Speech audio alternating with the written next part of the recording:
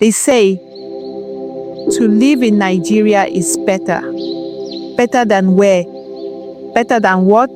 Better than who? Sometimes I wonder if those words are not just lies we whisper to ourselves to mask the deep wounds of a broken system. Let me tell you my story, not because it is easy to tell, but because silence is far more dangerous than truth. I was born in a land full of promise, a land where the sun rises with heat but also with hope, a land with people who smile through pain, who laugh while bleeding, who sing even in hunger. But beneath that laughter is betrayal. Betrayal from leaders who swore to protect us, yet built systems that suffocate us. Betrayal from a country that demanded everything from us, but gave us nothing in return. Have you ever been sick in Nigeria? Not just a headache or fever, but sick enough to fear for your life? In those moments, you realize that survival here is not a right. It is a privilege reserved for those with money, connections, or miracles. I remember standing in a crowded hospital hallway, the smell of sweat and disinfectant mixed in the air. A mother screamed for help as her child gasped for breath. Doctors passed by, but no one came, because in Nigeria, even breath has a price tag. And then there is light, or rather, the absence of it. Every Nigerian knows the sound, the sudden silence when power disappears, the low growl of generators fighting to replace it, the endless bills for darkness. How do you build a nation in darkness? How do you study, heal, dream, or live when the light cannot stay long enough to remind you of hope? And then there is shelter, or should I say, the absence of it. Rent. That word alone can break a man in Nigeria. 2 years up front, agents demanding their cut of flesh, landlords with eyes that see only profit, not people. I once stood in front of a landlord. I explained my salary, I explained my struggles. I begged him to consider. He looked at me with a smile that did not reach his eyes and said, "If you cannot pay, then you do not deserve the house." In that moment, I realized home in Nigeria is not shelter.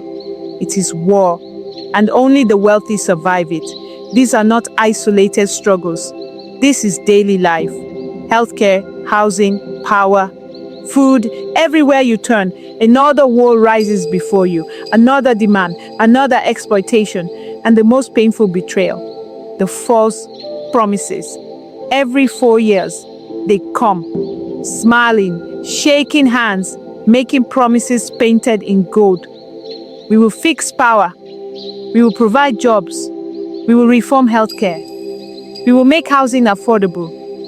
But the moment the votes are counted, the silence returns. We are left with empty pockets, empty hospitals, empty fridges, and empty promises. Sometimes I wonder, is it wickedness or is it simply neglect? Because to watch your people suffer and do nothing is wickedness. To watch them bleed and look away is wickedness. To sit in comfort while your citizens beg for bread, while mothers die in childbirth, while fathers collapse from stress, and then to whisper, to live in Nigeria is better. That is wickedness. And yet, we are told to be silent, to endure, to be grateful. I carried all this in my heart when I left. I carried not just my bags, but my wounds. I carried my medical records, a heavy file stuffed with papers, because in my country, there is no system to remember you, no database to track your history, no network to carry your story. So I became my own messenger. I carried my life across borders. And when I landed in the UK, I realized something. Here, my story had a home. They took my file, typed my name, and suddenly, my history was no longer mine alone to protect. It was safe, it was accessible, it was respected. For the first time in my life, I felt seen. But little did I know, My real battle was only just beginning, because what they found inside me nearly shattered me. When the plane touched down, I thought I had simply crossed oceans, but the truth is, I had crossed into another world. From the window seat, I watched the runway lights blur in the rain. I felt the wheels slam against the ground. And in that moment, I whispered a prayer under my breath. Lord, let this place be different. Please, let it be different. The airport was orderly. Signs pointed where to go. Announcements were clear. People moved, not in chaos, but in rhythm. And I, carrying my heavy file of medical records, felt like a stranger holding evidence of another planet. In Nigeria, that file was survival. Every x-ray, every blood test, every doctor's scribble on brown envelopes. Because if you lost it, you lost your story. Here, all it took was a keyboard, a name, a date of birth. And suddenly, your story lived in a system that remembered you. I went to register with the NHS. It was the first thing every immigrant is told to do.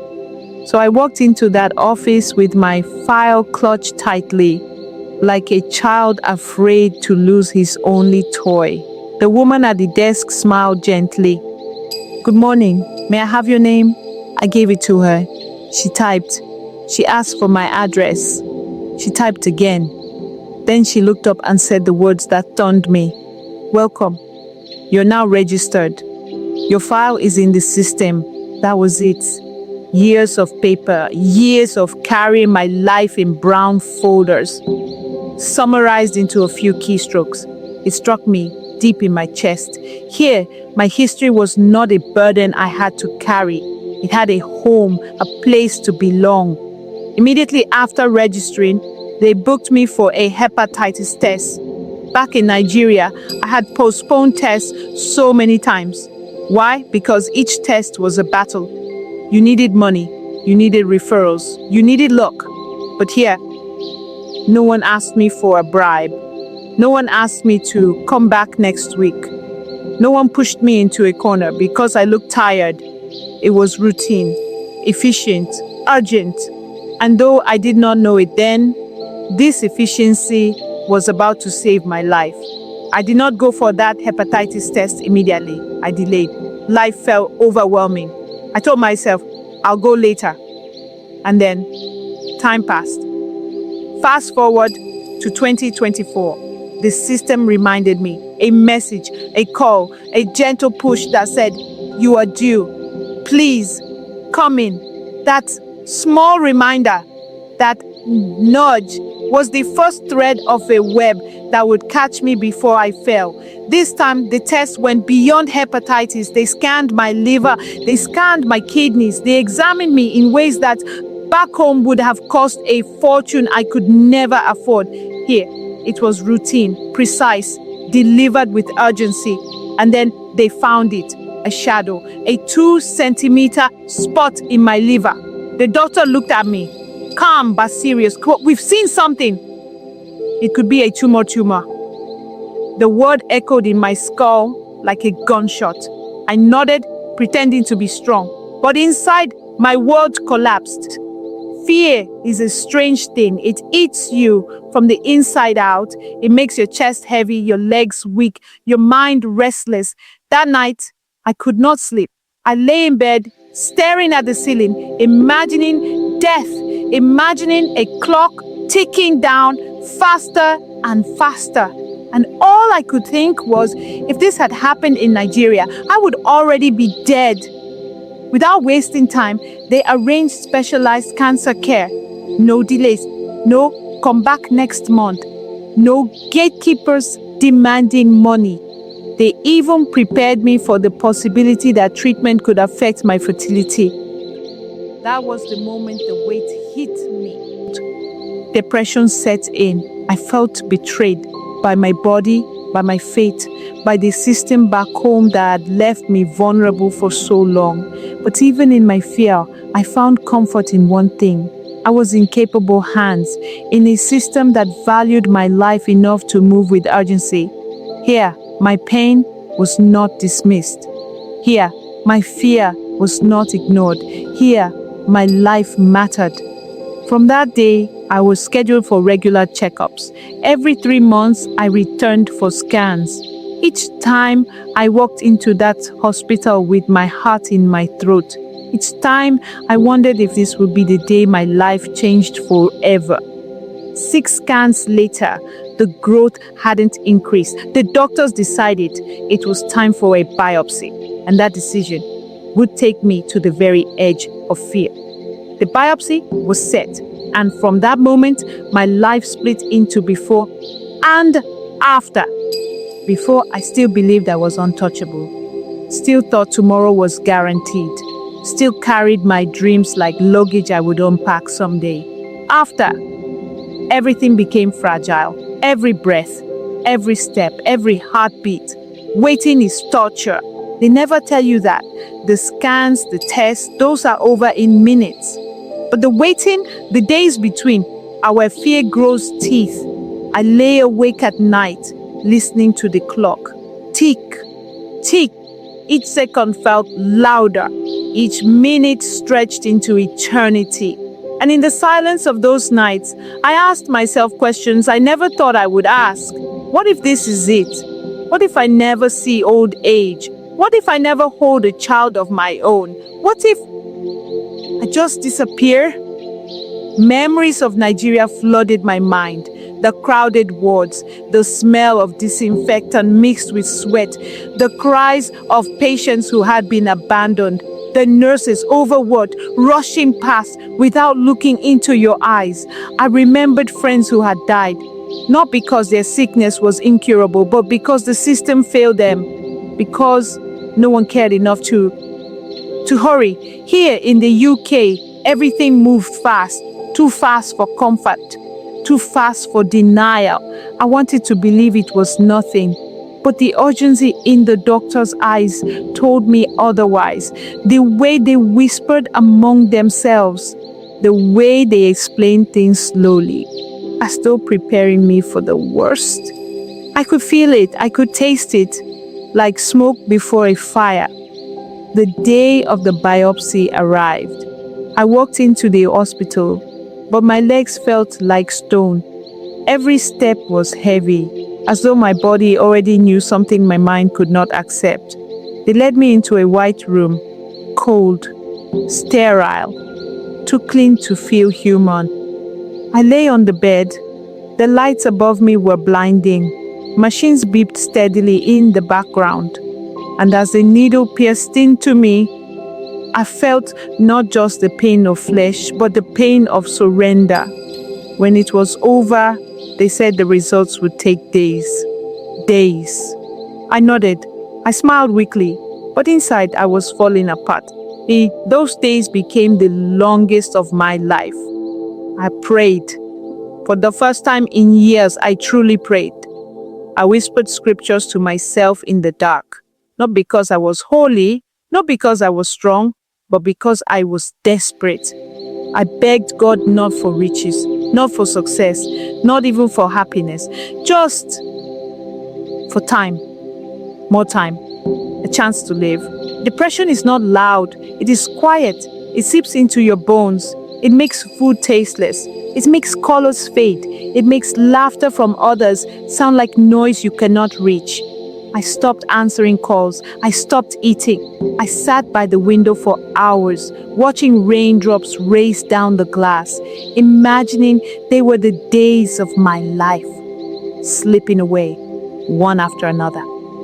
Then one afternoon, I saw children playing outside, running, shouting, "Free!" And something inside me broke. Would I ever have that? Would I ever live long enough to hold a little hand in mine to hear someone call me daddy? That thought, that loss, hurt more than death itself. The day of the results finally came. I walked into the doctor's office trembling, my palms sweaty, my throat dry. I sat down. The doctor looked at me, calm, professional, unreadable. And then he spoke. But before I tell you what he said, You must understand something. In that moment, I realized how fragile life is, how quickly dreams can scatter, how a single sentence from a stranger in a white coat can determine the rest of your story. Life is a thin thread, and I was hanging by it. He opened the file, flipped through pages, cleared his throat. Then he looked at me, and for the longest second of my life, he said nothing, just silence. And in that silence, I died 1,000 deaths. Finally, he spoke. It is not cancer. The words washed over me like rain after drought. I wanted to cry. I wanted to laugh. I wanted to scream. But all I could do was sit there, staring at him, unable to breathe. He explained it was not a tumor. It was a blood clot, a harmless clot, something that appears in 1 out of 10 people. Something that for me had looked like death, but was not. I was free from the shadow of cancer, free from the noose of fear. But also, I was broken because in that moment, I realized something terrifying. I could have been treated wrongly. I could have been poisoned with chemotherapy. I could have been cut open with unnecessary surgery. I could have been killed by a system that guesses instead of checks. And that is when betrayal cut the deepest. Remembered Nigeria. The hospitals that guess, the doctors who prescribe before tests, the families who buried their loved ones, not because of the sickness, but because of the system. How many people in Nigeria were lying in their graves right now because there was no biopsy, no scan, no second opinion? How many were cheated of life by the very system meant to save them? I felt anger, deep, searing anger at the government, at the leader, at everyone who had the power to fix this, but chose selfishness instead. In that doctor's office, I survived my own death, but I carried the death of countless Nigerians on my back. I thought of my mother, of how she used to keep our medical records in a nylon bag. She carried it everywhere. If you fell sick, she would run to the hospital clutching that bag, begging the nurse to look. No system, no records, just paper. That could be lost, burnt, or ignored.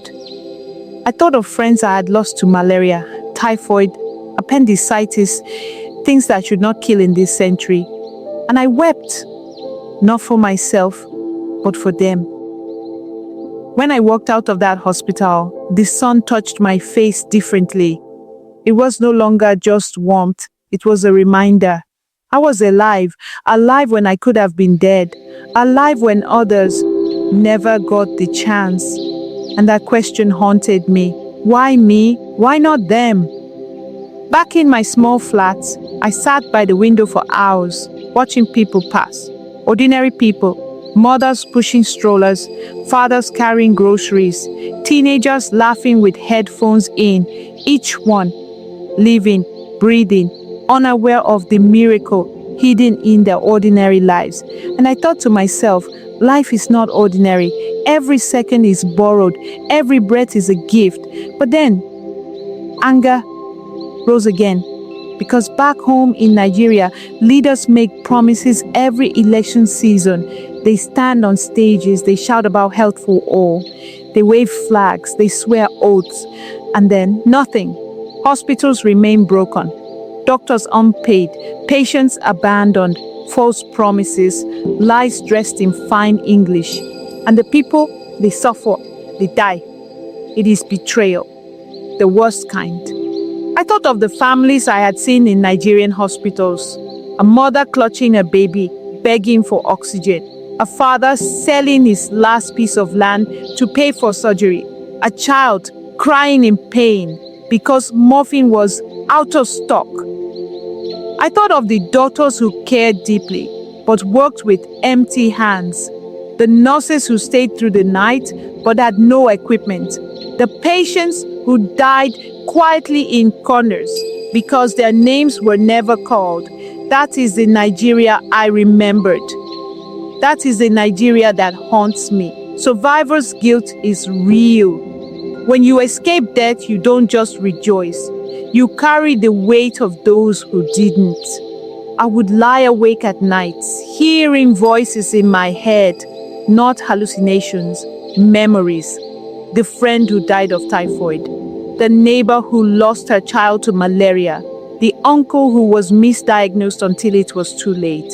Their faces swam before me, their stories replayed like broken records, and I asked myself, why me? Why am I here? Why am I the one who lived? I came to a conclusion. It wasn't luck, it wasn't random, it was responsibility. I survived not just to live, but to speak, to shout, to disturb the silence, because silence in the face of injustice is betrayal. And I realized something else. Systems do not change by accident. They change when people demand it. They change when voices rise together. They change when truth is louder than lies. Look at Japan. Look at South Africa. Look at Dubai. Nations that once struggled but rebuilt because their people refused to stop building. Why not Nigeria? But hope is a fragile thing. Every time I looked at the news from home, hope cracked. Stories of funds stolen, budgets looted, hospitals left in ruin. I felt helpless, like one voice was not enough, like one man shouting into the wind. But then, I remembered, movements are born from one voice, from one cry, from one refusal to be silent. So I decided, if my story could move even one heart, if my pain could spark even one conversation, if my survival could open even one pair of eyes, then it was worth it. This is why I speak loudly. This is why my words carry fire. Because I know what it means to almost lose life. I know what it means to depend on a system that fails. I know what it means to be saved by a system that works.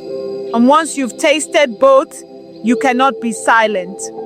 I survive, but survival is not the end. It is the beginning of responsibility, the beginning of a louder voice, the beginning of a fight, not just for myself, but for every Nigerian still trapped in a broken system. I survived for them. Even after the results, even after the sigh of relief, even after the tears of gratitude, something inside me remained broken. Because my story was not just mine. It was a mirror, a reflection of two worlds. One world where life is valued, where systems work, where the poorest can walk into a hospital and walk out alive. And another world where survival depends on money, connections, or pure chance. Nigeria. Nigeria is not just a country. It is an open wound, a wound that bleeds every day, a wound we cover with laughter, with music, with resilience. But the bleeding never stops. Every mother who buries a child because there was no oxygen is a scar. Every father who dies because the ambulance never came is a scar. Every youth whose dreams are cut short by sickness untreated is a scar. And together those scars form the map of a broken nation. But here is the truth: a system that does not value life cannot value future. A nation that abandons its sick is already sick. We are not just battling diseases, we are battling neglect, we are battling betrayal, we are battling a culture that says manage it when lives are at stake. And that is why my voice is loud. Some say, why are you shouting? Why complain? Why not just enjoy the comfort abroad? But how can I? How can I taste a system that works and not want the same for my people? Only a wicked soul enjoys light and wishes darkness on others. Only a wicked soul finds healing and tells the sick to accept pain, number.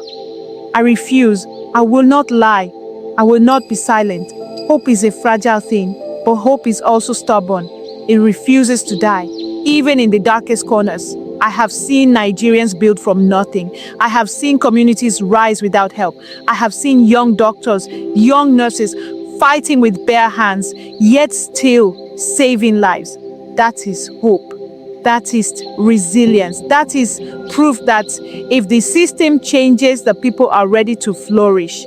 I dream of a Nigeria where a child can fall sick and the first thought of the parents is not, where will we find money, but which hospital should we go to? I dream of a Nigeria where young people don't die of preventable sicknesses, where elders live long enough to tell stories to their grandchildren, where doctors are proud to stay because they have the tools they need to heal. I dream of a Nigeria where dignity is not a luxury, but a right. So what is the lesson in my story? That life is fragile, that systems matter, that silence is betrayal, that survival is not just for the lucky. It should be for everyone.